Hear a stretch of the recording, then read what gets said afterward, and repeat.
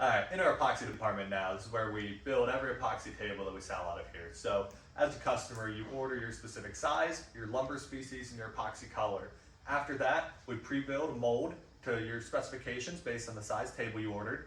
We will then pull out lumber depending on the species. If it's walnut, cherry, maple, etc. We'll pull out that lumber, we'll send you photos, or have you come into our shop to take a look at the lumber we selected for you.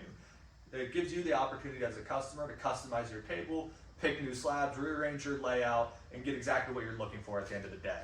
Once the lumber is pulled and the mold is built, we put the lumber in the mold, we pour the epoxy, again, at whatever color you're looking for. We allow it to sit for 5 to 7 days, let it cure before we then take it out of here, flatten it, sand it, and finish it.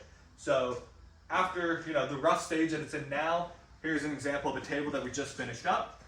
It is a maple dining room table heading down to Mount Pleasant Mills, Pennsylvania. It's got a really nice blue epoxy and a clear coat epoxy top finish on it. So you can really see all the cool color, all the cool grain that this maple does have. So a lot of times these maple slabs are going to come here and they're not going to have a use for anyone else. Historically, they'd be turned into firewood or chipped up to be mulch.